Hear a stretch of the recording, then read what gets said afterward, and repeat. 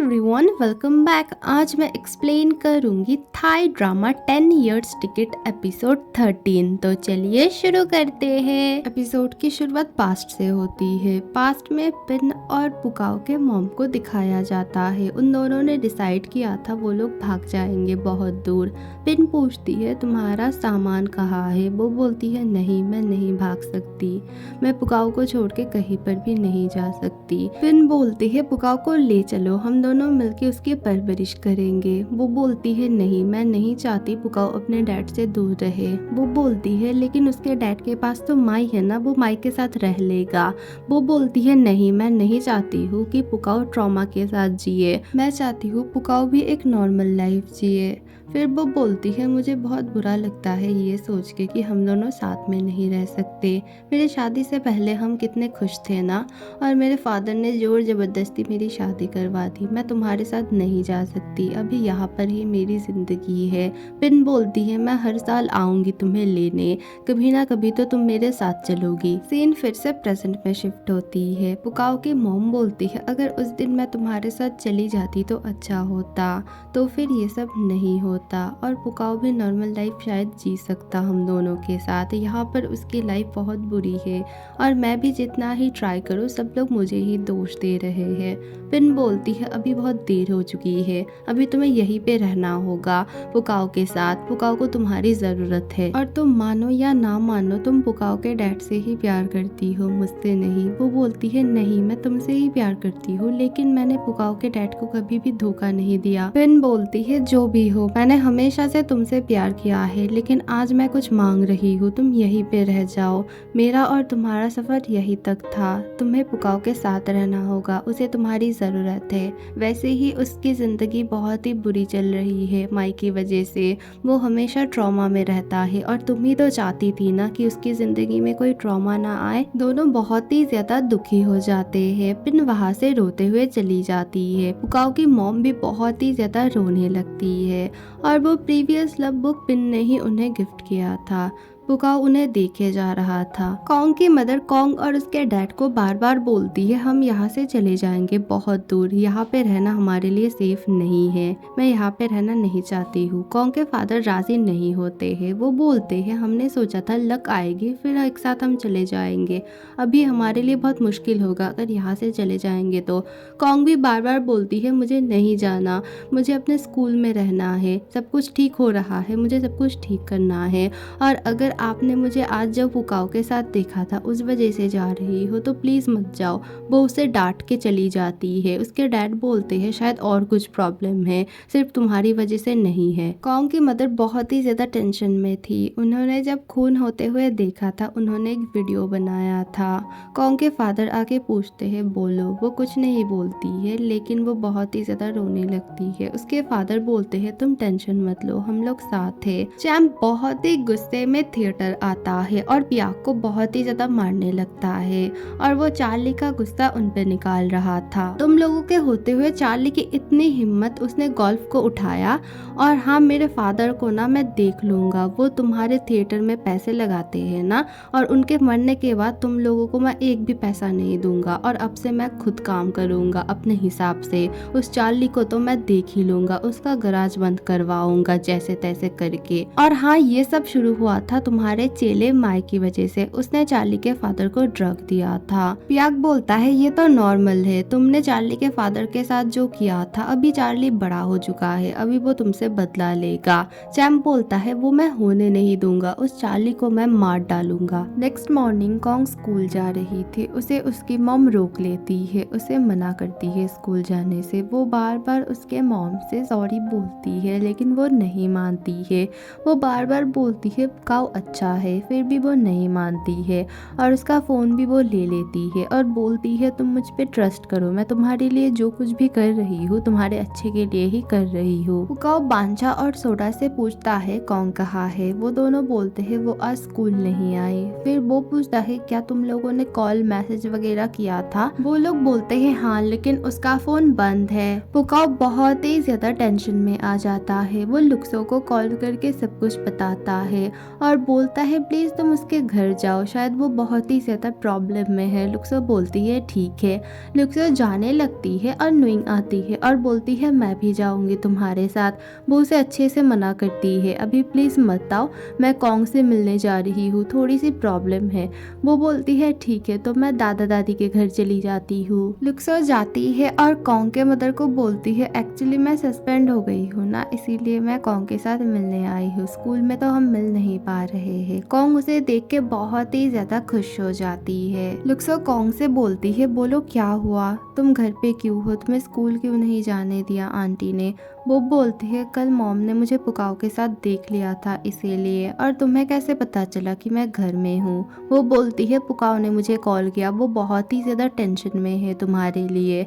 फिर वो उसे संभालने लगती है और वो कॉन्ग को बोलती है तुम दोनों का रिश्ता इतना आसान नहीं रहेगा, जितनी भी मुश्किलें आए एक दूसरे का साथ मत छोड़ना, मैं और फ्लू हमेशा तुम दोनों के साथ है। मैं चाहती हूँ तुम और पुकाओ एक दूसरे से ऐसे ही प्यार करो और एक ना एक दिन तुम लोगों के पेरेंट्स भी सब कुछ समझ जाएंगे। चैंप और कुछ ऑफिसर रास्ते में खड़े हुए थे। कॉन्ग के फादर आते हैं चार्ली के गराज के कार को चलाते हुए। उस कार में बस कुछ गराज की कार्स की पार्ट्स थी, लेकिन फिर भी चैंप उन्हें पूछताछ करने लगता है और उसी बीच एक ऑफिसर क्या करता है, एक ड्रग का पैकेट उनके कार में रख देता है और फिर बोलता है इनके कार से ड्रग निकला है। और यही तो चैंप का प्लान था, वो कॉन्ग के फादर को चार्ली के अगेंस्ट यूज करने वाला था। वो कॉन्ग के फादर को पकड़ लेता है, बेचारे तो एकदम बेकसूर थे। पुकाओ के डैड राम्या को मिलने बुलाते हैं। राम्या पहले बहुत खुश होती है, वो सोचती है शायद पुकाओ के डैड उन्हें खुशी खुशी मिलने बुला रहे हैं, लेकिन उसके डैड उन्हें बोलते हैं तुम्हारी हिम्मत कैसे हुई, तुम कॉन्ग के घर में जाके पैसे मांगती हो, तुम्हें थोड़ी सी भी शर्म नहीं आती। वो बोलती है किस चीज की शर्म, उनके बेटी ने मेरे बेटे को मार दिया जिसे मैंने 9 महीने अपने कोख में पाला था, इसीलिए उन्हें मुझे पे करना ही होगा। वो बोलते हैं लेकिन तुमने तो उसे एक दिन के लिए भी नहीं पाला, तो वो तुम्हारा बेटा कैसे हुआ, तुमने बचपन से उससे बस पैसे मांगे हैं और तुम्हें पैसे देने के लिए ना जाने वो क्या क्या काम करने लगा। हाँ, लास्टली तुमने उसके सपनों पे पानी फेर दिया, वो एक घर चाहता था और सारे पैसे तुमने हड़प लिया और इसी वजह से उसकी जान चली गई। राम्या बहुत गुस्से में आती है और बोलती है तो मेरी क्या गलती है। फादर बोलते हैं ठीक है तुम्हें पैसे चाहिए ना, ये लो, तुम्हें कितने पैसे चाहिए मैं दूंगा, ये सारे पैसे तुम रख लो और यहाँ से बहुत दूर चली जाओ। राम्या बोलती है मुझे तुम्हारे पैसों की कोई भी जरूरत नहीं है, मुझे कभी उसकी मदर बनना ही नहीं था, मैंने बार बार तुम्हें शादी से पहले बोला था कि मैं वाइफ बनने के लिए रेडी हूँ लेकिन किसी की मदर बनने के लिए नहीं, लेकिन तुम्हें तो एक परफेक्ट फैमिली चाहिए था ना, इसीलिए तुमने बार बार मुझे जोर जबरदस्ती की और इसीलिए माई जन्म लेने के बाद ही मैं यहाँ से भाग गई। तुम्हारी दूसरी बीबी एकदम परफेक्ट है ना, उसने तो तुम्हारी फैमिली बहुत अच्छे से संभाली, देखो आज तुम लोगों का हाल क्या है, और मैं खुश हूँ, अकेले ही ठीक हूँ। और हाँ, मैं आज भी तुमसे ही प्यार करती हूँ, लेकिन माई से मैंने एक दिन के लिए भी प्यार नहीं किया, अभी भी मैं टेम्पल में उससे मिलने जाती हूँ और हर बार मुझे लगता है मैंने एक लूजर को जन्म दिया। फादर बोलते हैं ओ सॉरी, मुझे माफ कर दो, मेरी ही सब गलती है क्योंकि तुम तो कभी मदर बनने की लायक ही नहीं थी। हाँ, बेचारे माई को सब कुछ भुगतना पड़ा, देखो मेरा बेटा मर गया, फिर भी उसके ऊपर थोड़ी सी भी दया तुम्हें नहीं आती है, और मरते दम तक उसने अपने मॉम से ही प्यार किया और उसे लगा कि मैं गलत हूँ। राम्या जाते हुए उनके पैसे फेंकती है और बोलती है मैं कभी भी तुम्हारा मुंह नहीं देखूंगी। पुकाओ के डैड सब कुछ लुक्सो के डैड को बोलते हैं। वो बोलते हैं लेकिन हम अब कर ही क्या सकते हैं, हम बस यही प्रे कर सकते हैं कि हमारी जिंदगी की तरह हम बच्चों की जिंदगी भी खराब ना करे। हमेशा से मुझे यही लगता था कि लक किसी को मार नहीं सकती, अब मैं बस यही चाहता हूँ लक और माई को इंसाफ मिले। कॉन्ग के मदर को पुलिस स्टेशन से कॉल आता है कि उनके हस्बैंड को गिरफ्तार कर लिया गया है। वो कॉन्ग को घर में रहने के लिए बोलती है और लुक्सो को बोलती है प्लीज तुम कॉन्ग का ख्याल रखना। वो कॉन्ग को उसका फोन लौटाती है और कॉल करने के लिए बोलती है अगर कोई प्रॉब्लम आए तो। कॉन्ग बार बार पूछने लगती है आप इतना टेंशन में क्यों दिख रही हो, क्या हुआ है, लेकिन वो कुछ भी नहीं बोलती है और पुलिस स्टेशन के लिए निकल जाती है। चैंप कॉन्ग के फादर के ऊपर बहुत ही ज्यादा दबाव डाल रहे थे। वो बोलता है तुम्हें मानना ही पड़ेगा कि तुमने ही ड्रग लिया था। वो बोलते हैं नहीं, मैंने नहीं लिया था, मैं एकदम बेकसूर हूँ। मदर पुलिस स्टेशन आती है और चैम्प से बार बार बोलती है प्लीज उन्हें छोड़ दो, वो बेकसूर है। वो बोलता है नहीं, और तुम हमारी वो सर्वेंट हो ना, मुझे तो तुम्हें देख के पहले ही शक हुआ था कि तुम लोग बहुत बुरे हो, और देखो तुम्हारे पति ने क्या किया।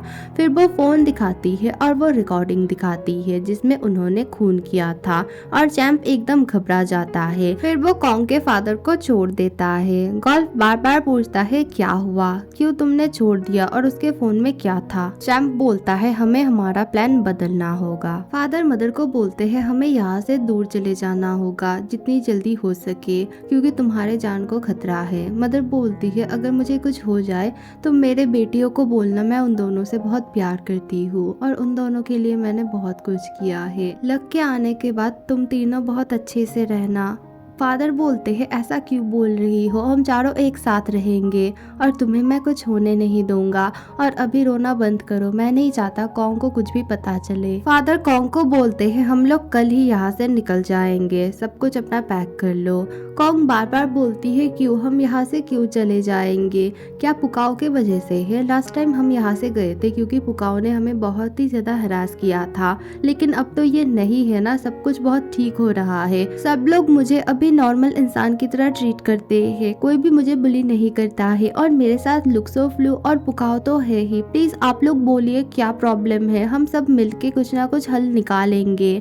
मदर को बहुत ही ज्यादा गुस्सा आता है, वो उसे मारती है और बोलती है तुम कब से इतना डिमांडिंग होने लगी, हमें यहाँ से जाना होगा। कॉन्ग बार बार बोलती है प्लीज मुझे स्कूल चेंज नहीं करना है, मुझे एक नॉर्मल लाइफ जीना है। मदर बहुत ही ज्यादा रोने लगती है। वो बोलती है हाँ, हम हमारे बच्चों को नॉर्मल लाइफ नहीं दे पाए, अब हम क्या ही कर सकते हैं, हमारी किस्मत इतनी खराब क्यों है। फादर उन्हें संभालने लगते हैं। कॉन्ग भी बहुत ही ज्यादा रोने लगती है। लुक्सो उसे संभालने लगती है। कॉन्ग बोलती है मैं यहाँ से नहीं जा सकती पुकाओ को बोले बिना, वो थोड़ा सा तो खुश रहता है मेरी वजह से, अगर मैं यहाँ से चली जाऊंगी फिर से उसकी लाइफ पहले जैसे ही हो जाएगी। लुक्सो बोलती है तुम चिंता मत करो, कुछ ना कुछ हम तो करेंगे ही। पुकाओ अकेले बैठ के लंच कर रहा था, उसे पिन और अपने मदर की बातें याद आ रही थी और वो बहुत ही ज्यादा रो रहा था।